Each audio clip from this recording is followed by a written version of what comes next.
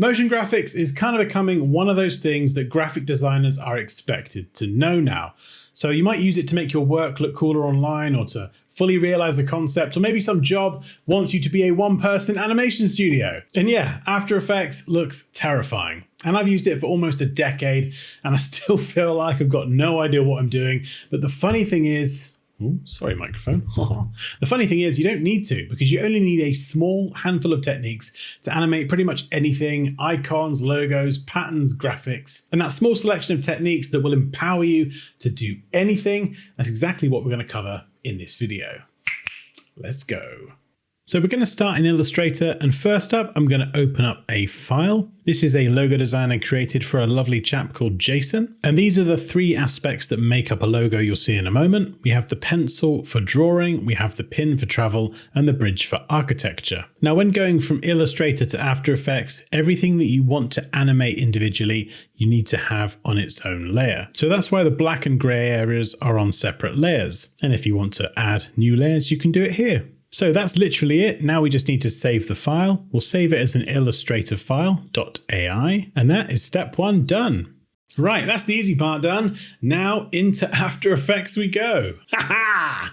So first of all, over here on the left, we have the project window. We can double click in this and we can import files. So the first thing we're going to do is import the .ai file we just saved, but you must make sure you choose composition, retain layer sizes, or this next step won't work. So if we open that, you can see we have a composition and a folder, and the folder should have all of the individual layers. And if we double click the composition, we can open it, and it will open up our complete design as it was in Illustrator. Now we can create new compositions and new solids. A solid is quite literally just a solid color, so like a background color. And I will need to drag this to the bottom just so we can see everything else. And I think at the moment it's a very light gray. So if we go to solid settings, from the color picker, we can change that to pure white. Yeah, there we go, all the way in the top left corner. Right, let's click the icon down here to collapse the panels. Don't worry, we'll come back to that a bit later. And what we can do, if we select the black middle layer and twizzle the arrow down a couple of times, we get access to position, scale, rotation, and opacity. And if we click and drag on them, we can adjust those values and you see things move around in the viewport. Or you can adjust things like position and scale by just clicking on the object and resizing it directly in the viewport. It kind of depends how you prefer to work. Right, when importing vector graphics, you need to make sure you check this option here for all of those layers to continuously rasterize. So as we adjust the values and all that stuff, we want it to stay nice and crisp. And if we click and drag horizontally in this top bar, we can scrub the timeline. We'll be doing lots of that in a minute. Right, let's collapse these options down. And now I'm going to select the gray layers by holding Command or Control and clicking on all of them. You can go away, pop up. And then we're going to press T for opacity. That's the keyboard shortcut. And if we click the stopwatch, we add a keyframe, and we're essentially defining a start point. So we could start with 0% opacity, scrub forward a couple of seconds, and if we then change the value, it's going to add a new keyframe with that value. So if we go to the beginning and press spacebar to play this, you can see it fades in from 0 to 100%. And if we move the keyframes closer, the animation is going to play out quicker. Now I've just realized that I've actually done this the wrong way around. So we can select the keyframes and just drag them so they kind of effectively swap around, and we'll move these ones maybe here, I think. Yeah, that looks good. So if we scrub backwards and forwards now, we should be able to see the gray parts of the logos fade out. And now we're going to select the black left and the black right layers. And we're going to press P to animate the position. So let's click the stopwatch to add our first keyframe where the playhead is. And we're going to do the black left one first. So let's adjust the playhead position to here. And then we're going to adjust the position so it sits in the center. So effectively it's going to slide in. We can use the align panel to snap things as well. So snap it dead center like that. So ultimately what's going to happen is the black icons on the left and right, they will slide into the center and thus make up the full logo. So now let's do the same for the black right layer. Keyframe 1 is where it is. And then the second keyframe pops it in the center. And if you notice that the keyframes are out of line on the timeline, that's because I want these two elements to animate in at slightly different times. Now the animation doesn't look great, so what we're going to do is turn on motion blur here, and you can toggle it off and on with this icon. And it's a personal choice, but I always have motion blur on. Now this next bit, this is the secret sauce behind every delicious, smooth animation you've ever seen. So what we need to do is select our position keyframes, right click them, go down here, and then we can choose one of these options. I'm going to go with Easy Ease. And if we play this now, you'll see what a difference this makes. So effectively the animation starts a bit slower and builds up, and then it slows down gradually as well. Now we can adjust the velocity here. So let's say we want it to start really slowly and just gradually ease into it, but finish really fast. We can adjust these percentages here. And if we give it a play, you can see this in action. Probably a bit quick at the end there. Something else we can also do is go to the graph editor. I'm going to switch over to the speed graph.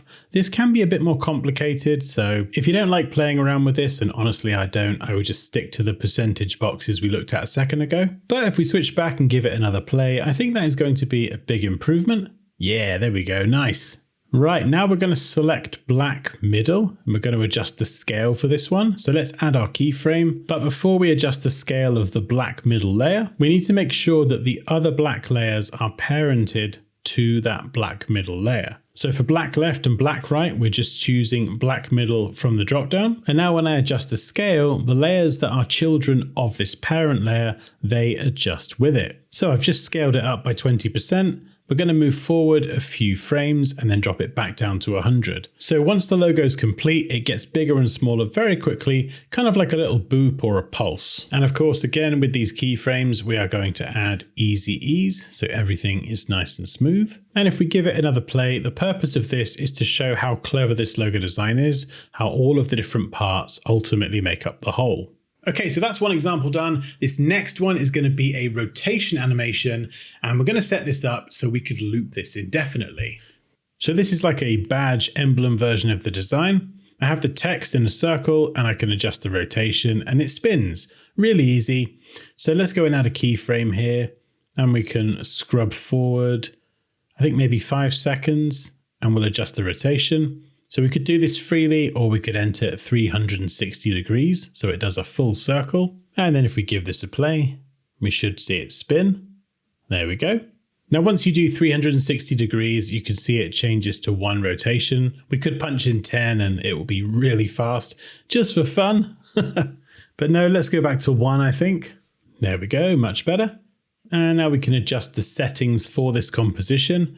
So we can set the duration, so the whole thing is going to be 5 seconds. If you want to change the frame rate, you can do that here. 60 is if you want super silky smooth animation, by the way. And you can change the composition size as well. Now, if we pull down the preview panel, yeah, there you are. We have the loop option hiding under here. So let's just get rid of this panel first because I don't really use this. We can click on that and now it's going to loop indefinitely. So if I play this again now, you can see once it reaches the end, it just loops back around. Right, next up we're going to look at sound effects, and I think sound and audio in general, honestly, is one of the most underrated things when it comes to fully realizing and bringing an animation to life. And for the next bit, we're using Artlist, who have a huge selection of music, sound effects, templates, video, and they're currently offering their lowest price all year. Plus, if you use my link below, you get 2 extra months completely free. So here we are on the home screen, and you can see we have a bunch of AI models. We'll come back to those in a minute. And they have lots of creative assets here. So I'm going to dive into their sound effects, and let's do a search for quick whip. Sounds like whips and whooshes are really good for movement. So I've got plenty to choose from. This is really cool as well if you want to filter by certain transitions. Great for this sort of stuff. Oh, that's a nice one. Not so much. Let's grab that one first of all. We'll download the .wave format. And we've got another one here. Yep, we'll have you as well. Get in there. And I think for the little logo boop at the end, we're going to have a mouse click. So something like that. Yeah, perfect. Let's download that one. And obviously I'm speed running this. I do normally spend a lot longer choosing sounds. Goodness, I'm not a total madman. Anyway, let's import these sound effects into After Effects. And then we can drag this first one into the layers panel. We can stick it down at the bottom. And we've now just got to find the right position to match the sound with the animation. Now we're kind of blind here, so let's twizzle this down a few times. And we should be able to see the waveform. There we go. It makes lining things up a bit easier. Right, let's go and grab the other sound and drag that in as well. And same again, we're just going to move this out. Right, let's give this a watch. Yeah, not bad. I might need to tweak the timing a bit later on. Let's drag the last one in as well, and we'll just get that in there for now. And let's try and approximate the position, probably around here. Ah, a little bit too early. Let's push it back a bit and see if that makes a difference.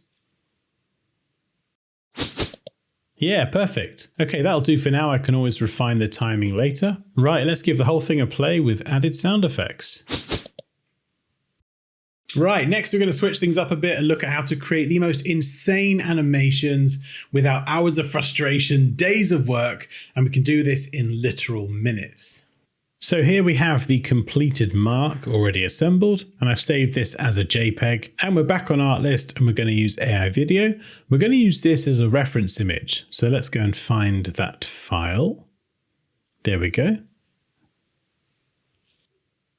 Right. That's now uploaded, and we can then go and choose our AI model. And some of these models are better suited to certain tasks, but honestly, I'm still very new to all of this. But the newest ones that are pretty insane are Kling 2.6 and Kling 01. And we're going to be using both of these in this video. So we'll start with 2.6. Now I've got a detailed prompt that ChatGPT helped me write because my prompt writing ability is questionable. And we can also turn audio off or on as well. And I think I'll keep it on for this one and click Animate. And while that's cooking, I'm going to do a Kling 01 as well, just to see which one gives the better result. And these can take a couple of minutes, so I'm going to speed through this now. Let's give them a watch. Not quite what I had in mind. Let's look at Kling 01. Nope. Okay. Now, as you'll see in a minute, this is 100% the fault of the prompt. So I actually got rid of ChatGPT's over-detailed prompt and made mine really simple. Make the logos disintegrate into small black particles. And look at that. Look at that. I think I'd probably give it to Kling 2.6, but both pretty impressive. Right, next up we're going to try something similar, but slightly different. And I flippin' love this, it's so fun. So we'll go to AI Video, image to image, and again we have to pick a reference image. So we're going to choose that same JPEG of the logo, and I'm going to write a quick prompt, and effectively I want to turn this logo into like a paint splat as if it's been squashed. Now again, there's lots of AI models here. Seedream 4.5 is new, but Nano Banana, that is my go-to. So I'm going to do a few generations, and that is pretty flipping good. So let's download this one, that's my favorite. And now we're going to go back to AI Video, and we're going to switch to Kling 01. And this lets me add a start frame and an end frame. So we'll clear the prompt. I've got my start frame, which is already the logo. And now my end frame is going to be the splat. And then I've got to write a prompt, wish me luck, to try and get the logo to animate into the splat.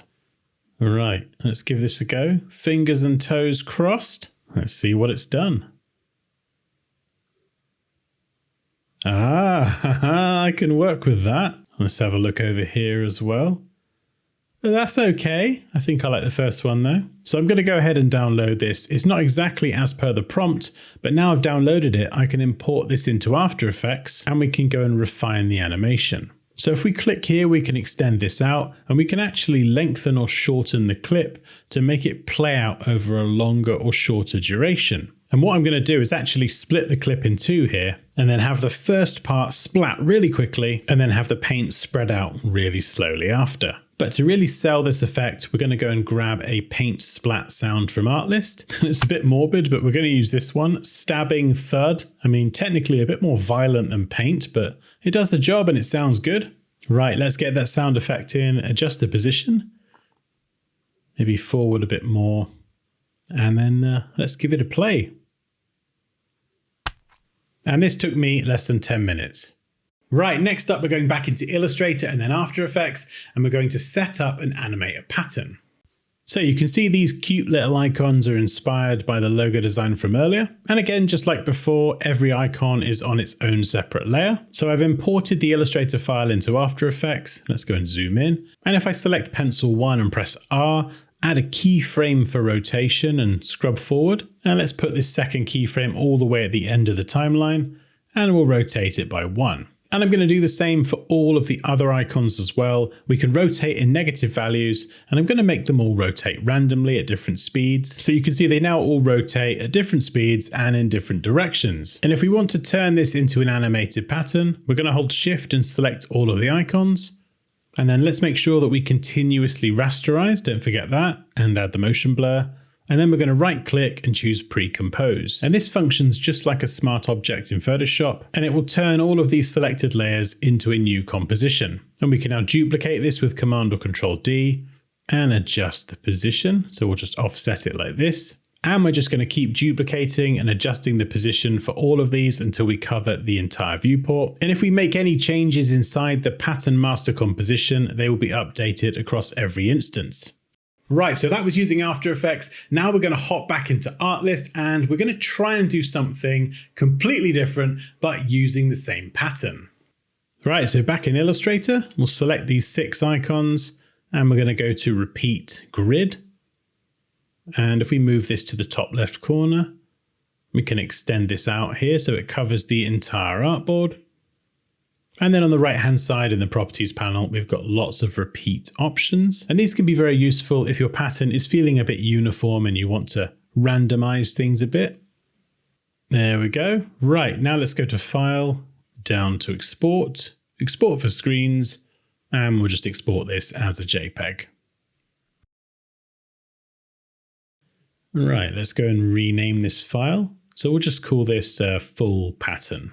And if we go back to Artlist, image to image, we're going to use this as the reference image, and we're going to make this pattern wrap around a gift box. And you can see a few of these didn't work, but I did get one in the end. So I'm going to use this as a reference, and then I'm going to put this gift box with this pattern on a kitchen table. And this is why I find Nano Banana interesting and exciting, because it's just flipping insane. And then once you've got a good image from Nano Banana, you can then add that image as a reference and turn it into a video. Again, I'm using Kling 2.6.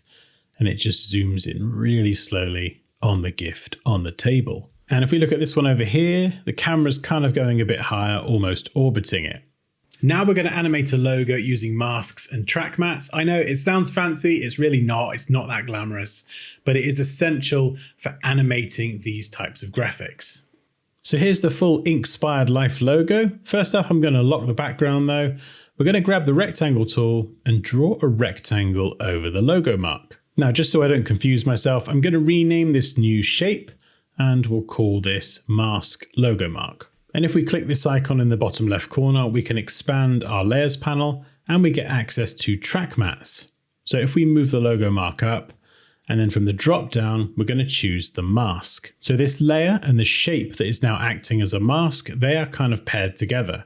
So if I move the layer around, you can see it gets masked out if it goes outside the bounds. And if I move the mask, you can see the logo mark stays where it is, but by moving the mask, we cut it off. So now all we're going to do for the logo mark is add a keyframe for position, and then add another one about 1 second in. Let's just click here to add a new keyframe. And for that first keyframe, we just need to drag it outside of the mask. And what this is going to do is enable us to make this slide in. So let's give it a watch. Super simple. Right, let's go and turn motion blur on, of course. And let's select both keyframes, right click, and of course we're going to turn on the easy ease for a smoother animation. Let's give this a play. Oh, nice. And now all we've got to do is do the exact same thing for the text, but just have it coming in from the left. And this is what we end up with. And then what we can do is have this animate out. So just adjust the position and have it move outside the mask for both layers. So it slides in, it slides out, and it could loop around. And finally, let's just say that I've got a Star Wars poster design I made and I want to mock it up on a bus shelter. And maybe that bus shelter is in Piccadilly, in London. And maybe I'd like it to be a video time lapse.